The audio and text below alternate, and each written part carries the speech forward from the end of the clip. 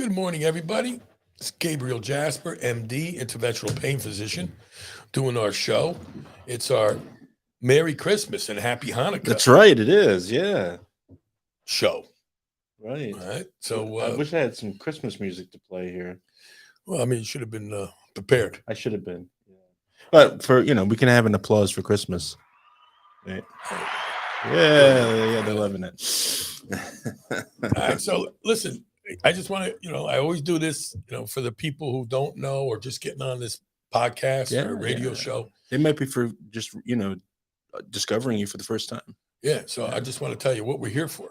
Interventional pain, MD, physician, anesthesiologist, surgeon, interventional pain physician. Yeah. I've done it all. I've been doing it for many, many years. But more specifically, I do interventional pain, and most of it's derived from the spine. Pain that's derived from the spine. We do typical epidurals. For sciatica pain. I even take out some. I take out herniated disc with 4 millimeter incisions. I take care of spinal stenosis, minimally invasively with little teeny incisions. It's virtually eliminated a lot of the surgeries, the big surgeries. But don't get me wrong. When you need big surgery, you need big surgeries. I got a lot of colleagues that are neurospine surgeons and orthopedic spine surgeons who I respect. And by the way, they respect me too. Sure. They know when it's indicated to do minimally invasive and when it's not. Yeah. But some doctors just don't. They just want to crucify you. And those are the doctors that are probably in it for the money. Yeah. Because they make tons of money with the big surgeries. But that's another topic. The topic today is, finding that good doctor. Like, remember the old those old commercials? What's in your wallet?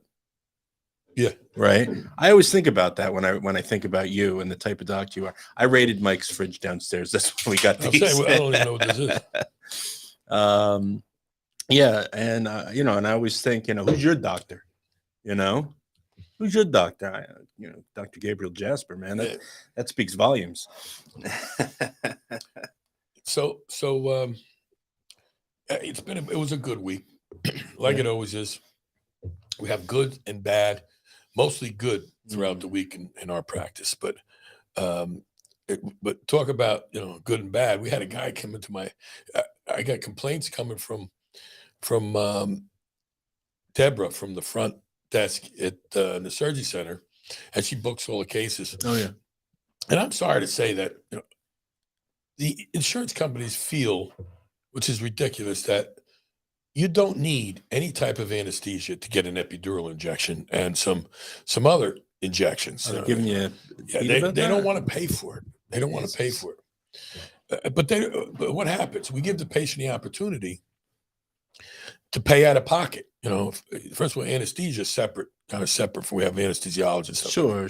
So they got to make a living. And it's not like it's an easy task. To put somebody to sleep or almost put them to sleep or IV sedation. MAC, or general anesthesia. Even these light sedations, it takes an art. It takes somebody who's very, very experienced. Yeah. Somebody who listen. They got complete control of your vital signs. They got control of your mental status. They put you to sleep. And at the same time, they got to worry about your heart rate, how your heart's beating. Right. They worry about lungs. They worry about you breathing, getting enough oxygen to your brain. I mean, it's no joke. I mean, it's a long, enduring, and difficult residency to put people to sleep and wake them up. You think it's easy, but some of these patients that come in, and I feel bad for them because, especially Medicare patients, they're taking away a lot of stuff. For example, this anesthesia for the procedures. They say, you don't need it. It's not that bad. Yeah, well, guess what? Some people do. Some people don't. Some people just have a thing and they need to be sure that it's not going to cause them any discomfort, So that's what the anesthesia is for. They're definitely afraid of it. They suffer from anxiety, sure, depression, and if it's not strictly documented, they won't pay for it. So what happens? We give the patient the opportunity to pay for it. Right. And we had this irate guy come in. He called up and told Deborah to go F herself. Oh, come on. That's right. not nice. It says that we're robbing him. And it's not even him, it's his wife. That we're robbing, and I'm not going to pay the blood money. I mean, what does that mean? Blood money. What does that mean? I mean, he's watched too many gangster movies. First of all, he had injections. He had a spacer. The guy could barely walk. Yeah. But now he's got no pain. Right? He's got no pain, and now we're working on his wife, and he has a nerve to treat us like that. You know, right. You know, maybe I expect too much from people, but a little bit of respect. No, yeah, totally. Especially if you take away their pain, which they, you know, it was the nightmare of my life. I know that, you know, and at least be appreciative. The slight, it's the least you can be. Really upset Deborah. I mean, the way he was talking to her, crazy. No, like crazy a guy screaming at her, telling her to go F herself. No, that ain't cool. So he cancels the case. Yeah. And then he calls back, doesn't apologize, says, I changed my mind.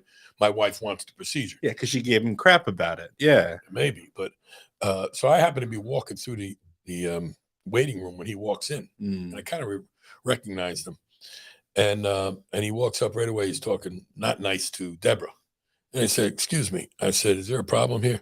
Yeah, there's a effing problem. And he starts screaming at the top of his lungs. To you. You guys are thieves. All you want is blood money. Oh, come on. You know, I'm a pretty calm guy. Sure you are. Yeah. I'm pretty reasonable guy. Yes, you are. You know, I never overreact. No. But I hope Michelle's listening. But when he said that to me, and he was right in my face. Right. You know, I have gone a long way. You know, I've refrained from punching like an 85-year-old guy in the face. I'm getting pretty good. You're good. You're getting good. You know, I'm proud of myself. I didn't punch the guy in the face. Yeah. But so I just very calmly said to him, I said, what do you mean blood money? He goes, you guys are robbing us. And I said, listen, I said, not effing robbing you. And he goes right into my face, points in my face. He goes, F you, he says to me. I was like, well, I was asking him a question. And I said, wait a minute. I said, who's the patient today? And the lady was like, the wife was, I'm the patient. I said, you're a pretty nice person. I said, but would you like to be treated today? She goes, yes, Dr. Jasper. I said, okay. I said, you have, usually I give 5 minutes, but I'm going to give you 15 minutes because you're old to get out of here. Right? I said, you're never welcomed in this place again. We'll treat your wife because she's a nice lady and she wants to be treated, but you will never be allowed in this place again. And of course, now legally we got to write him a letter and discharge him as a patient. Right. But that's abuse, man. It's abuse. It is. And somebody said about an hour later, still yelling in the hallway. So he went over his 15-minute period. Yeah, well, he had to. He's got to show a little bit, you know. But that was our negative experience, right? And it all had to do, which I tend to agree with him to a certain extent. You should be angry, yeah, but not at the doctor. No, because Medicare doesn't want to pay. We should do it for nothing. Yeah, your hands are tied at a certain point. I mean, that's the topic here right now. Yeah, you pay. You're paying, I'm paying, everybody's paying Medicare, paying Social Security, their taxes, so that when you're older, you have, that's what it was made for. So you could have your health care right at a reasonable price. And they're taking things away from patients, taking them away. Yeah. And if they take it away, if Medicare takes it away and says, we will not pay for it, well, guess what? You could pay for it out of your own pocket. Oh, that's nice. You could have saved your own fund over your life and had enough money to pay for your with the amount of money that they took out. You got to do the calculation one day. How much money they take out from when you start working, and you just put it right in the bank. Don't you make yourself sick? Yeah, you won't need health care. Well, that's what they used to do in the old days. That's what they're supposed to do, but nobody did it. They just hope they didn't get sick. But no, but I wonder about these people that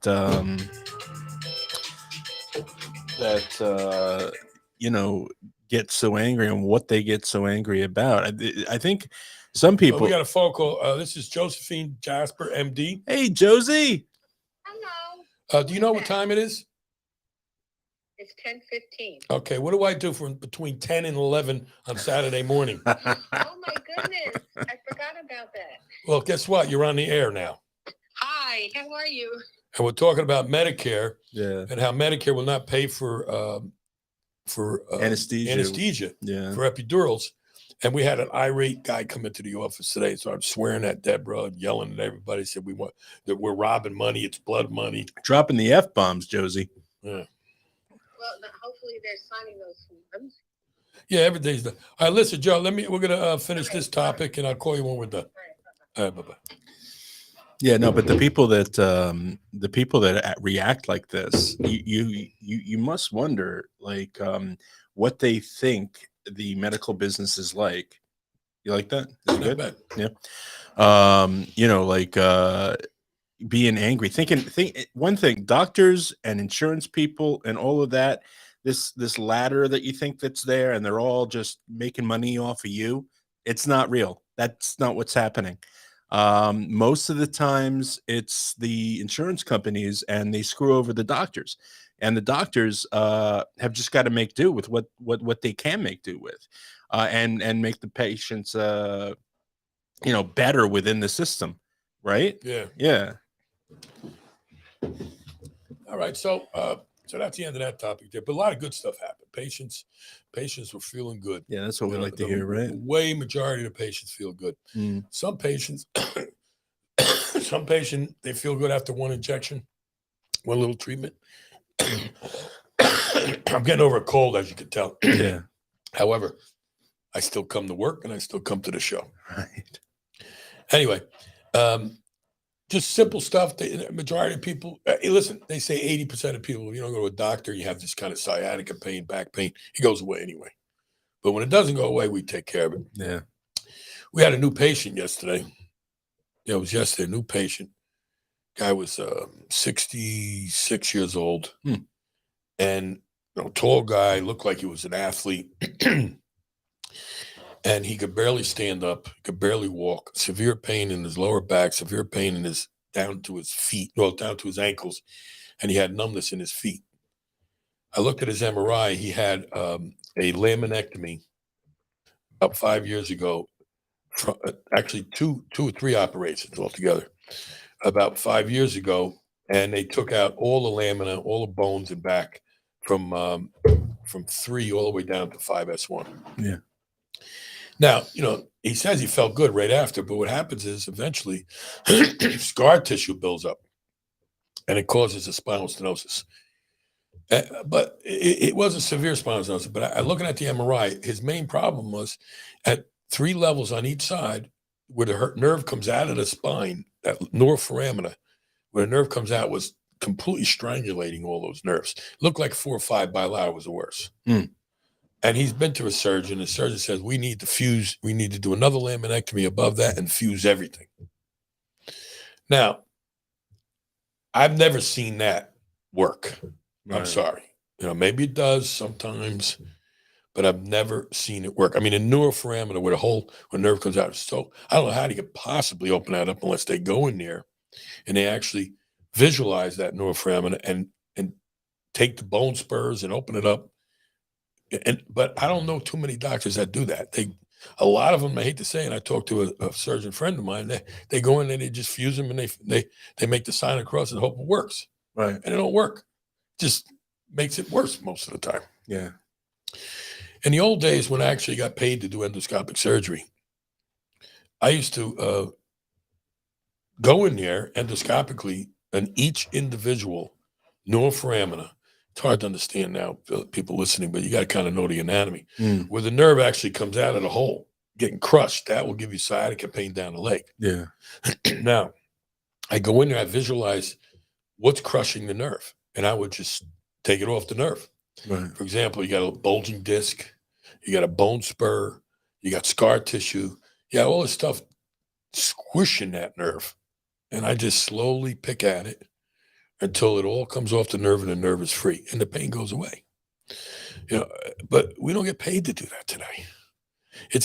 In fact, if I don't charge a patient a little bit, I pay it in my pocket. Right. So you're talking pretty high risk procedure with all the scar tissue going in, and I know I could pretty much have a good chance of fixing him. Right. But and I think I'm going to do it. I'm going to do it.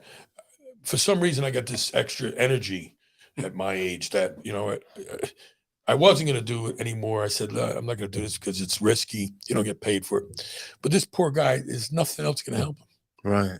And the problem is that if I can find the right areas, I'm going to give him a test injection next week where I'm gonna numb the nerves coming out of 4 or 5. If he gets 80% to 100% pain free, we know that majority of the pain's in that area. So maybe I'll get away with doing, I could do one level at a time, one side. So I do one side, and hopefully the guy comes back and says my pain down my left leg is gone. He's gone. Yeah, yeah. And then I do the other side. But he's got to pay a certain amount of money in order for me to actually buy the instruments to do it. Because when I'm done, I got to throw the instruments away. Yeah, yeah. I can't like save them for him for the next time. And Medicare only pays a very little amount for one level. If you do a second level, they pay nothing. Mm. So it doesn't matter. So you don't do the second level because you can't even afford to do the first level. So I'm just going to pick them off one at a time. And I prepared them. I said, listen, I'll try.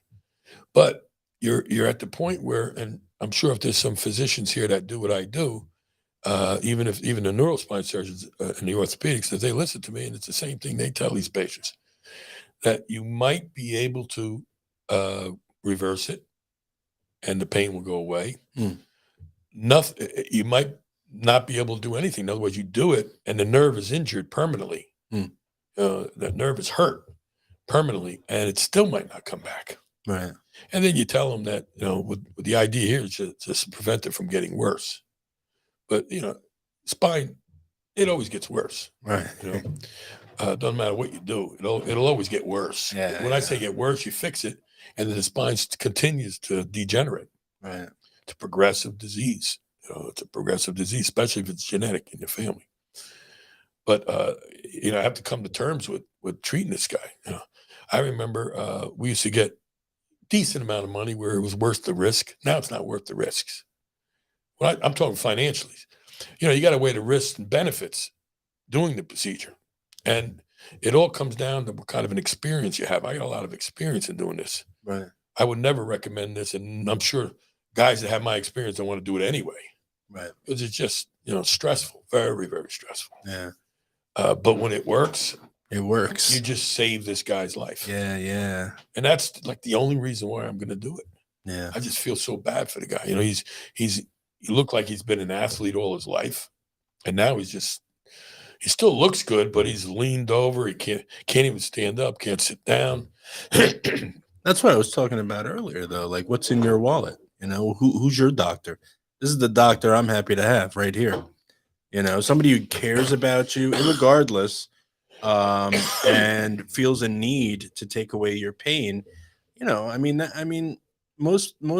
lot of people, I won't say most, a lot of people, wouldn't take that chance, right? Well, technically I should not take the chance, right? Because there's a very litigious population, whatever it is. People want to sue the hell out of you, and people sue you for things you don't even do wrong because they just need the money, So now that's becoming a trend. Yeah. Well, it happens when it happens to all doctors, especially when the economy's down. Right. So you got to watch out. Like, in other words, in retrospect, what I should have done, which I'm going to do next time he comes, I'm going to take a video of him standing and walking and a complete neurological examination on him. Yeah. On the video, because you get people come in, they can't walk, and you help them walk, and they leave, and they tell you that you've made them so they can't walk anymore. Or you got people that come in. Because they forget. They don't forget. They have ulterior motives. Oh. You got some people that are paralyzed. They come in and they leave feeling good, still paralyzed, and then they tell you paralyzed them. Yeah. Not that it ever happened to me, but you hear about these stories. I couldn't imagine that. Like when you fixed me, I was so grateful. Because I honestly thought I was going to suffer for the rest of my life. I was told I was going to suffer for the rest of my life. Yeah. And I didn't think that there was any hope for me whatsoever until I met you, and I know I bring this up a lot, but that's the reason why I took to you like I did, and we became good friends and all that over time.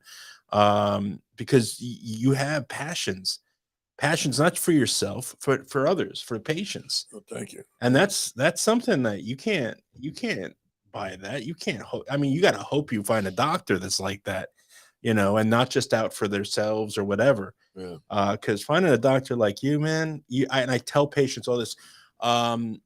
There was this woman that stopped me in the waiting room, and she said she'd seen me in the commercial and stuff, and I was telling her, I'm like, just stay where you're at, stay here, trust Dr. Jasper. I told her, I says, follow the path of treatment. Okay, by the end of it, he'll get you so much better, I promise.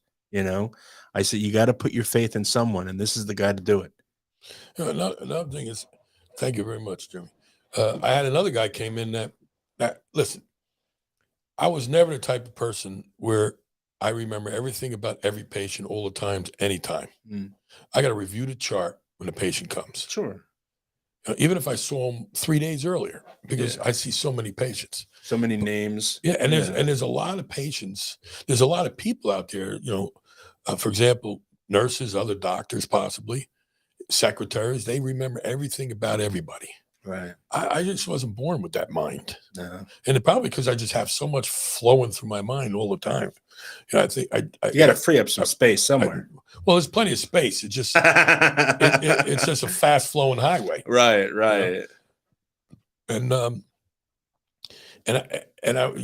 yes, was it yesterday? No, the day before yesterday. A nice guy. But I think he's got some cognitive problems.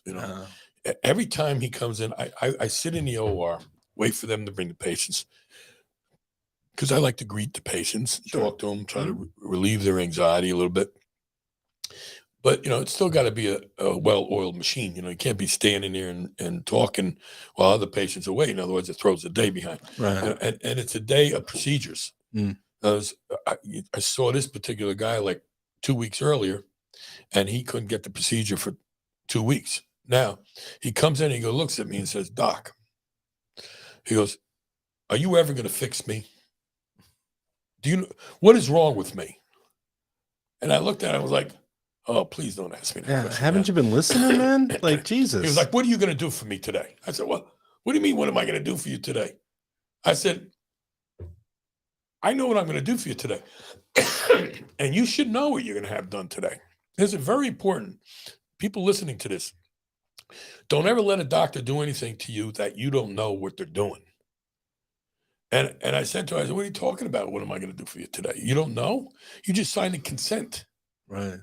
And when they asked you about if you understood everything and you said, "I don't know," you would have never been able to sign that consent. Right.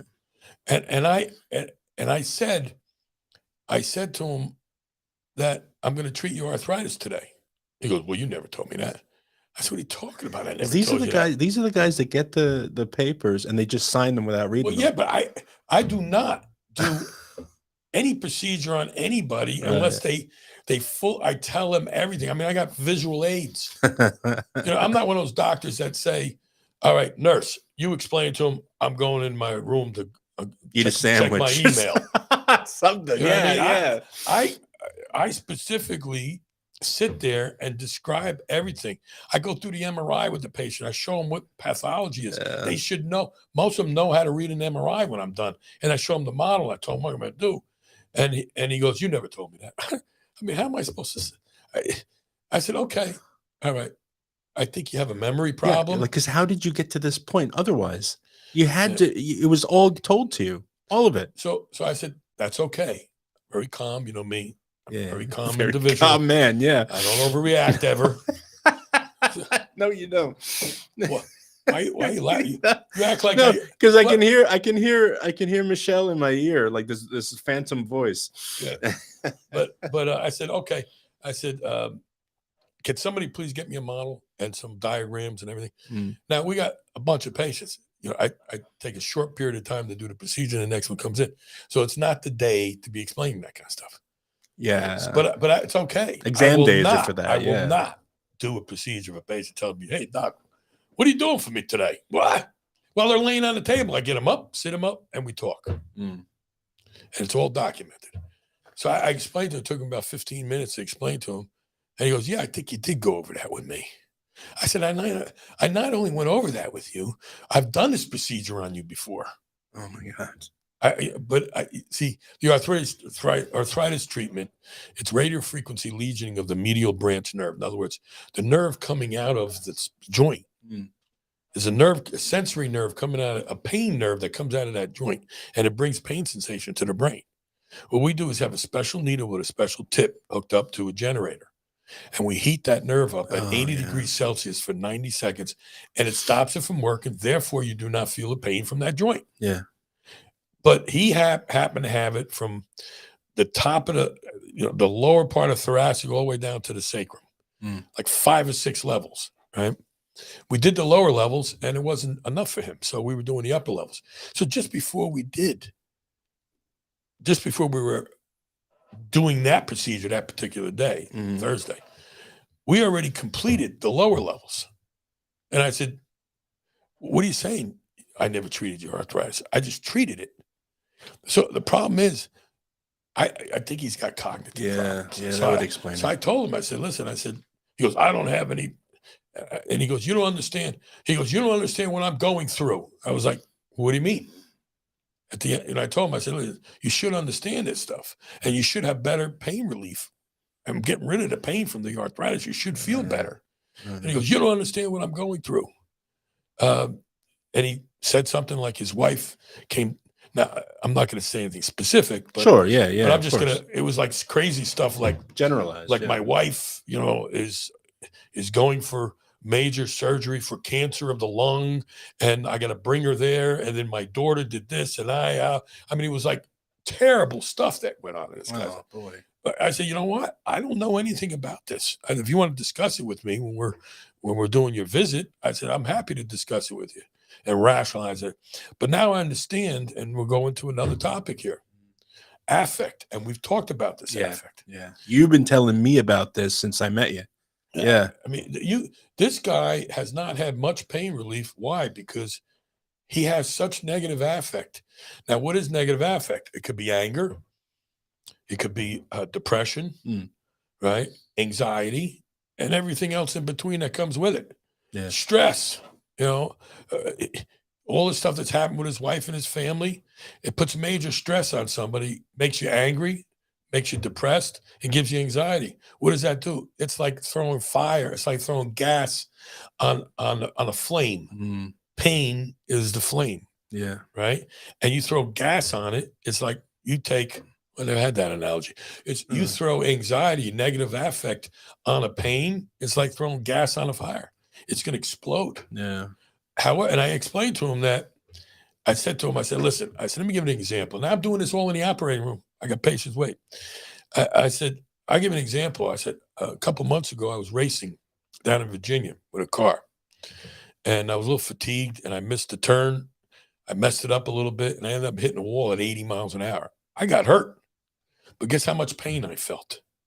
0. Yeah. Didn't feel any pain until the next day. Why? Because I was doing something I love to do.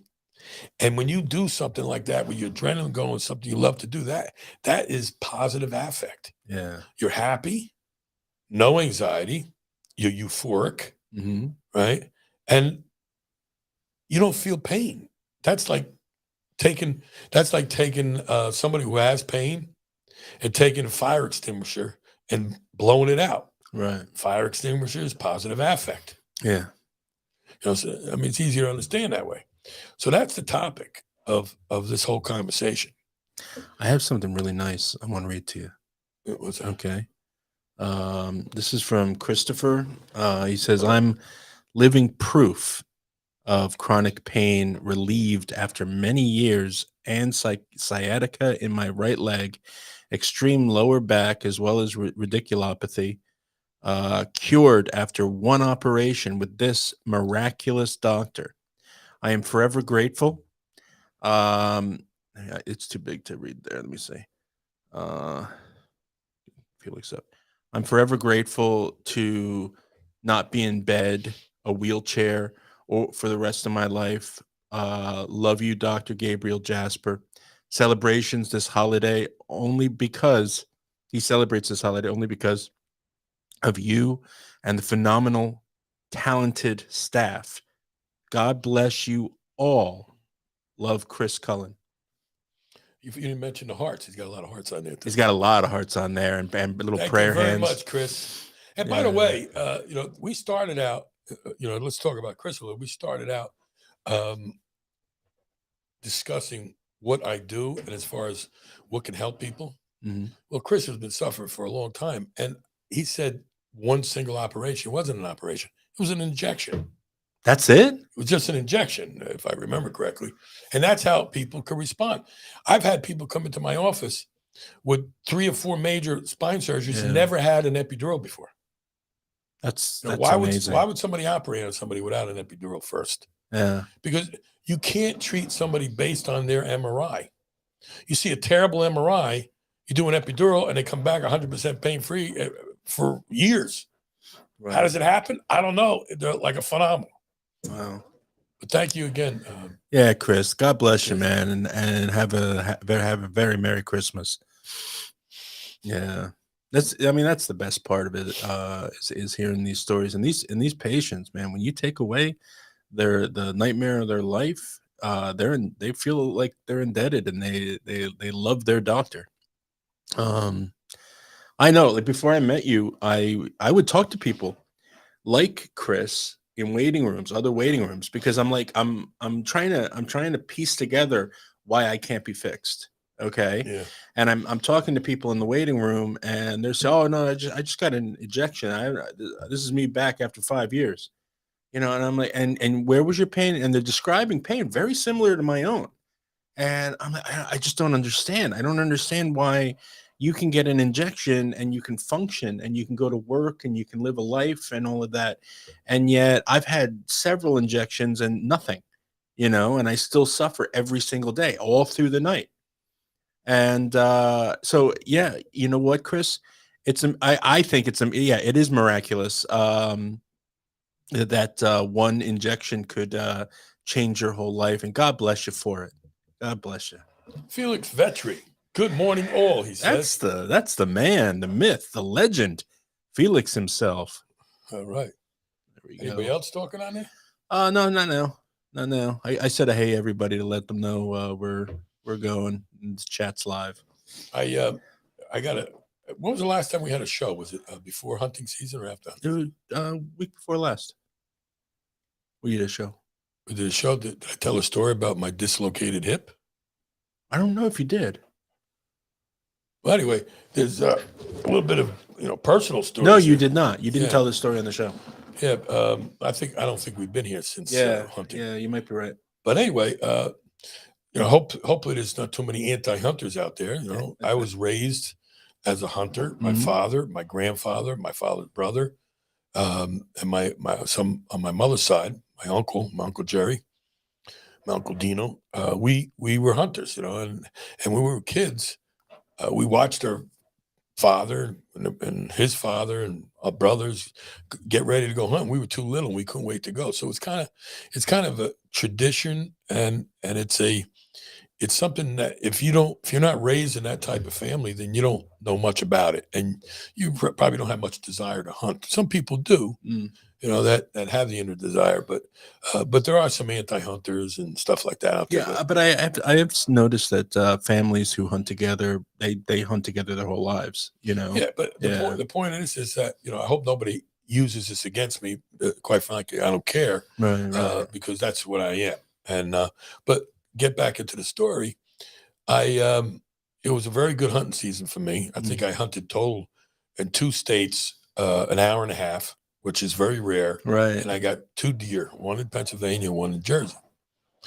But I haven't, I've had multiple operations and joints and stuff like that in the last few years, so I didn't hunt much. And I really didn't hunt much this year because I'm so busy. So I go out at opening day and, we do some scouting around, and Philip and Scott Shan, they did a lot of footwork for me, Right.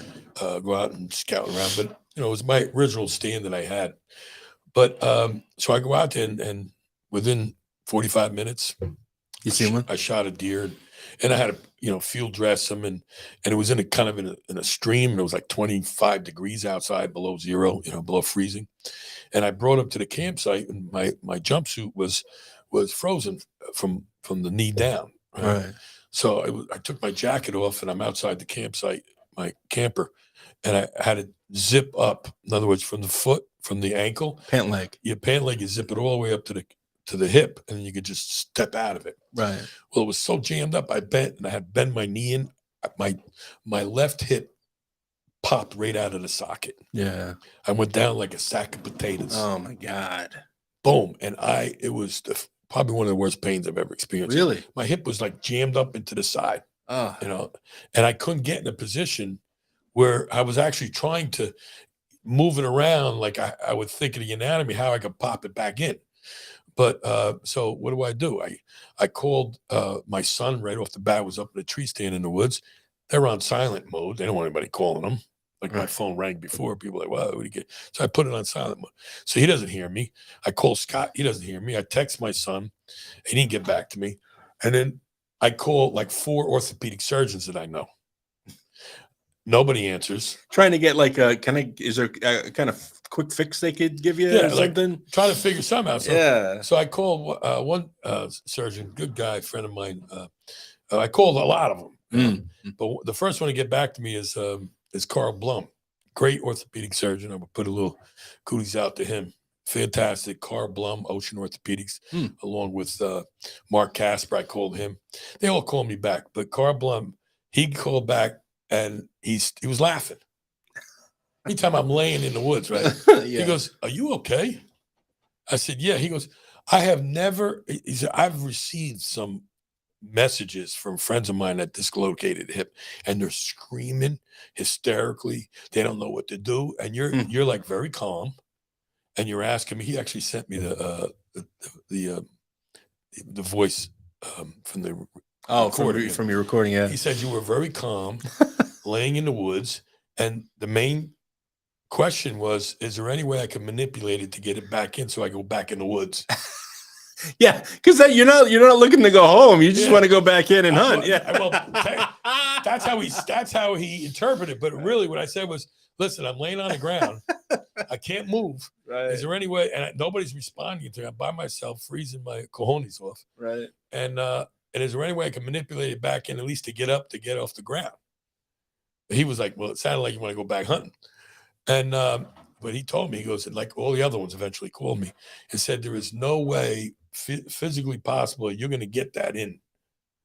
You need to go to the emergency room, and they're going to have to put you to sleep to manipulate it in." I was like, "Oh man, emergency room? I guess that's the end of my day today." Right? So finally, Philip texts me. He says, "Sounds like you need me. You need me, Dad?" I was like, "Yeah." It's been 45 minutes. I'm laying in 25-degree weather with no coat on. Right. And they came. Scott came down too, and it was hard to get into the truck. Oh, I bet. But they managed to get me in with minimum pain. I mean, it was painful. So we go down to Ocean Medical. We pull up front. My son gets out. He says, "I got Dr. Jasper out here. He dislocated his hip. He needs a stretcher. Can we bring him in?" They said, "Well, we'll bring a wheelchair." He goes, "No, there's no way you're gonna." And then they got the doctor that came out. I tell you what, that was one of the best experiences I've ever had. I gotta give a plug to Ocean Medical, in Bricktown. They did a fantastic job. They had to have like 7 or 8 people out there. They slid this thing underneath me, this real plastic, like thin gurney sort of thing. No, it's like a plastic sheet. They put it under you and slides right underneath you. Yeah. And then once they got me, then they slid me off and they put me on the stretcher. Hardly any pain. And they brought me in. They started an IV. They did the H&P and all that other stuff. That's what happened. They gave me 4 milligrams of morphine, calmed down the pain. And then before you know it, they gave me some fluid and everything. They prepped me, put me to sleep, popped it in, and then I went home and had a nice dinner and a drink, and back to work the next morning. Right. And he's got pictures of him just holding up what were you drinking that night? Scotch or whiskey? Yeah, Scotch on the rocks. Yeah. So we got the beautiful Vincenza Jasper, who also is known by the moniker Moon Jasper Gem. She is a very talented psychic. For all psychic readings, please, I refer you to her Facebook, Moon Jasper Gem, and also on YouTube. She has a great YouTube channel where she does live reads on it. Check that out as well. But she says, remember when I stowed away in the back of the van eating sweet tarts? Ted heard me and I came to the farm for hunting. Mom thought I was next door. Really? So she snuck away with you guys one hunting trip. And we also have Dana McDonald. And she says, he's so nice. We met him at a restaurant. I was so excited to meet him, and he was so gracious. Thank you, Dana. Yeah, Dana. That's very awesome. Thank you very much. Yeah, so that's it. You know, we had a good experience hunting this year, and hopefully it never happens to me again. I mean, I'm still sore. That hip is still sore. Yeah. I will say you sprang back like I was just commenting. You're taking the stairs like a superhero. Yeah, well, you know what it is? What? The old saying. Yeah. My mind thinks I'm 20 years old. Right. But my body thinks my mind's an idiot.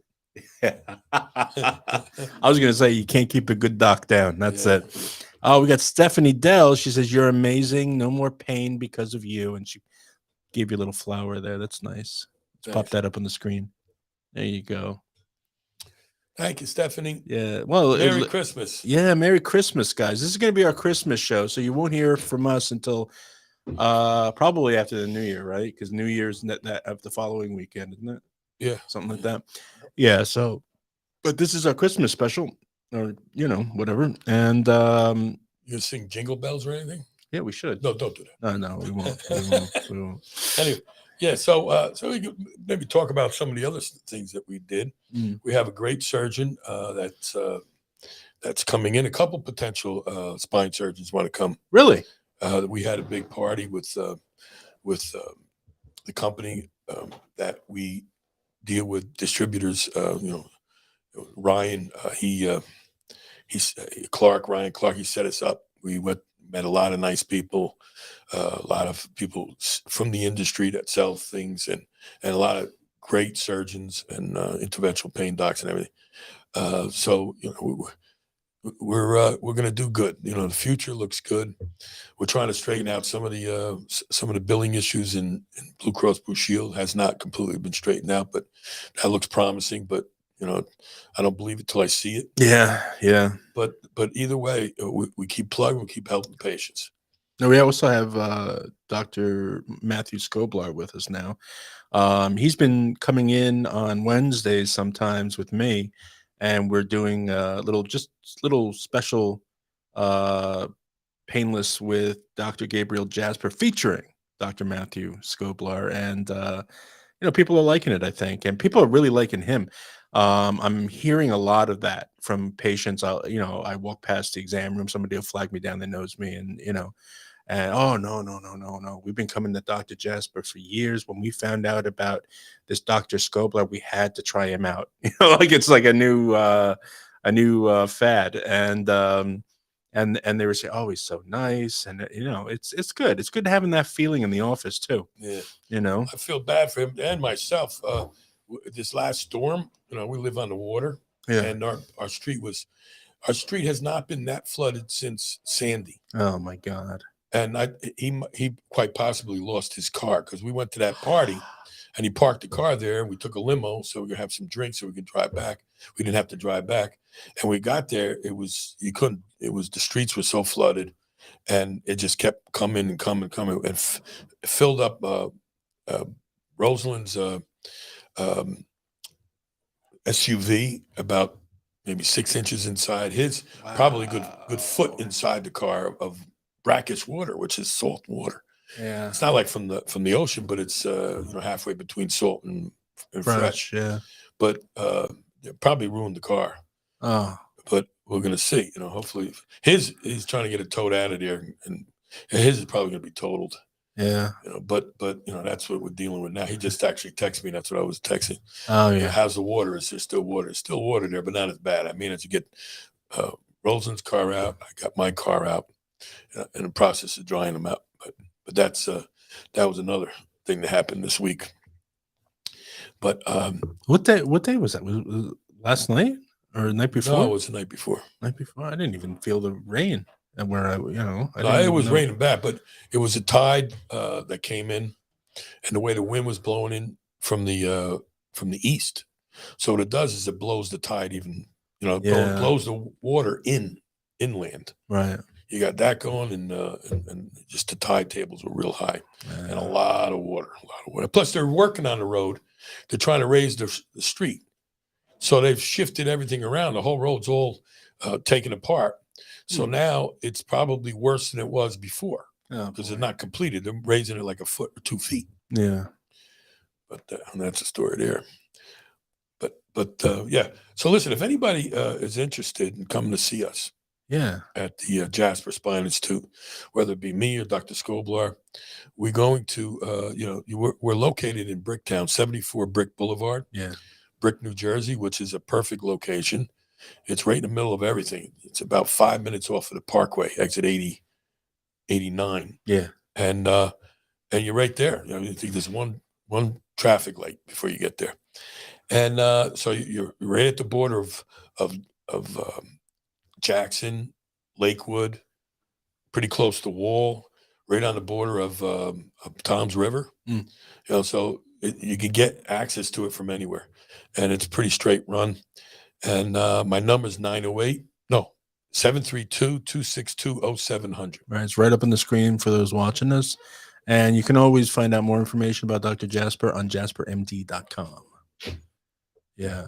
So, What was another interesting thing that happened this week as far as getting rid of pain? Chris was a perfect example, as so many people that just had regular epidurals. Now, epidural is, they call it the bread and butter of pain management, yeah. but it's the bread and butter of patients because what works the most. That's usually the first thing we do to get rid of any kind of nerve pain, or even anytime you have a pressure on a nerve, that nerve swells up, becomes inflamed, which is swelling and pain. You give them an epidural, and it just calms down the inflammation of the nerve, which means it gets rid of the pain and decreases the swelling. When the swelling goes down, it clears away. It's half the size now, or 1/3 the size, so it's not occupying that much space. Therefore, there's not that much pressure on it. It might completely alleviate all the pressure coming from the outside onto that nerve. Right. It might be enough room in there to live like Chris for a long period of time, like you. Yeah. And if there isn't enough room, guess what? I go in there and make room for it. Yeah. And I got a whole list of things in my tool shed that I can use to get rid of that pain. Yeah. And if I can't, and you need surgery, like instability of the spine, that is not treated with, let's say, posterior interspinous spacers fusion, then you got to get big surgery. Yeah. And I know the guys that can do it. Yeah, but you have a particular set of skills. Yeah. Yeah. I know how to improvise and overcome. Yes, you do. No, now it's adapt, improvise, and overcome. Yeah. I was watching some show on TV, military show, competition. I wish I remember what the name of it was, but they had like Navy SEALs. Oh. They had Air Force. All competing against each other? All competing. They had Army. And then they had these, they called them, I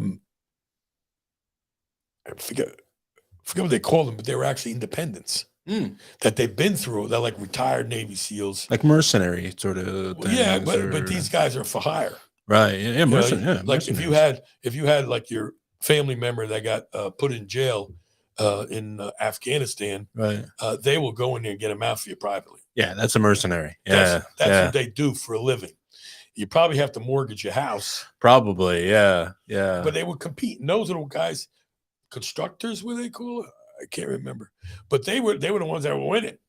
Right. Well, that's what the A-team was. Remember the A-team? Yeah. Yeah. Those guys, if you could find them. I forget what they call, but that's I don't know what led into that. I don't know what either. Yeah. So it is Christmas time, and we have one short this week, and then it's Christmas. So but for all of our patients, I just want to say how important you all are to us at the Jasper Spine Institute. We we do think fondly of each of you when you come in, and I'm not even directly.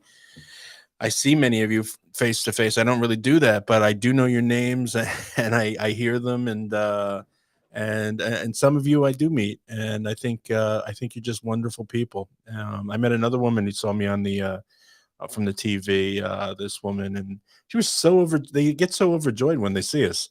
You know, you're the guy from the commercial, the Jasper guy. You know, yeah. But anyway, what about for seniors? Like some procedures for joints. I know they get stiff all the time, and they suffer from spinal stenosis a lot. Some of these seniors. I was actually our show with my show with Dr. Skoblar. We were talking about this about seniors who don't think that they're capable to have any operation to fix themselves and fix their pain, and we were trying to alleviate pain or alleviate fear, I should say, and tell them that so many, and if not all, of the minimally invasive procedures that you do and you've pioneered are almost meant for people like that. Well, I mean, they're meant for everybody, but what's good about the procedures are they're not they're not big procedures. They're small procedures, and it's not hard to do, and there's not much stress on the human body, Right. whether it comes to the patient's body and the physician's body Right. and mind. They're relatively simple.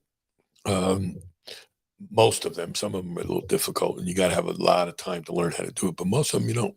Mm. And these things are designed in a way to facilitate making these patients feel better, and in a way where you do minimal trauma, Mm. some no trauma at all, and there's no loss of blood. There's no fluid shifts, no strain on the heart, no strain on the lungs.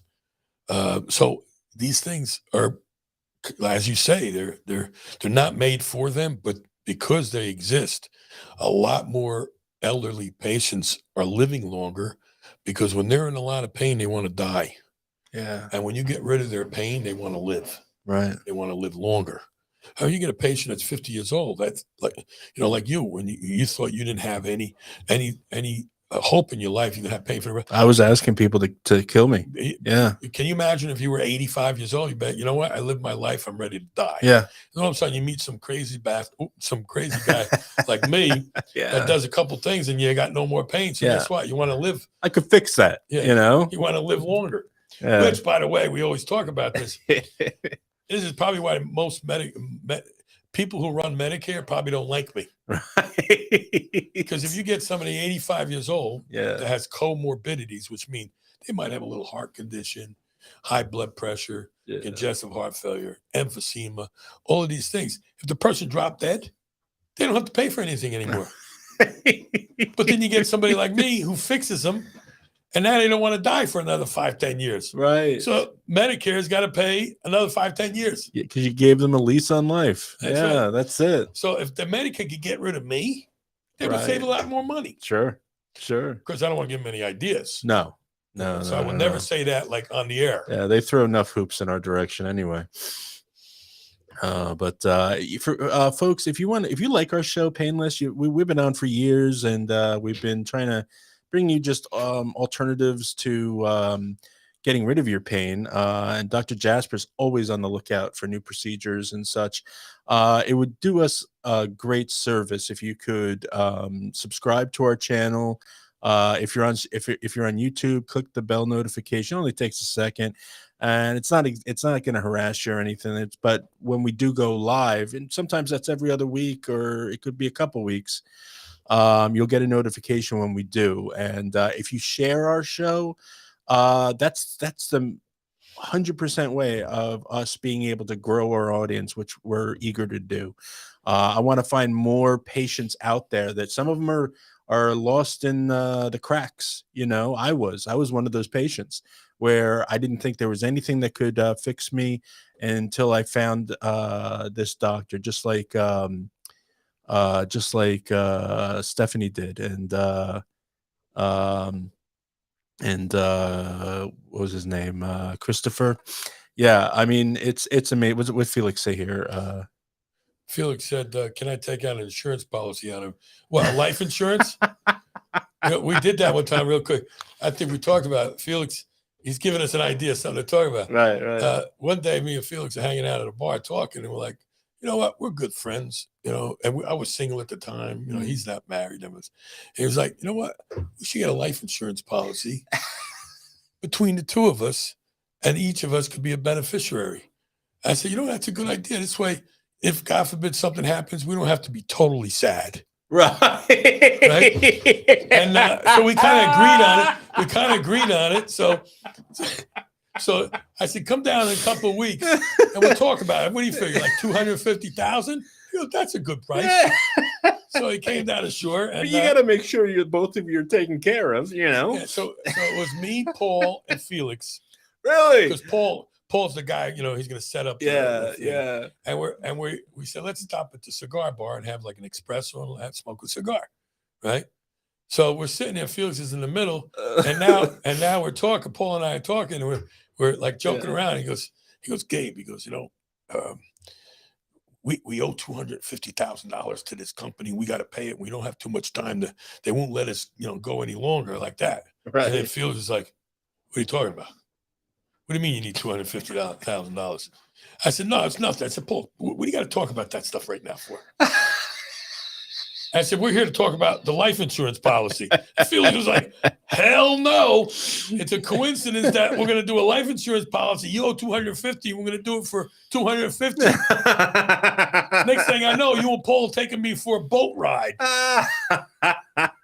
like pussy on the Sopranos. I saw my Maggie when she was first bringing up the whole life policy thing. Yeah, I'm like, I saw that movie. No, I don't think so. I signed it, and then you bump me off. Nah. Well, listen, we're going to conclude this today. Yeah. And I just want to put something out there, and I didn't bring it up the beginning of the show because it's too emotional.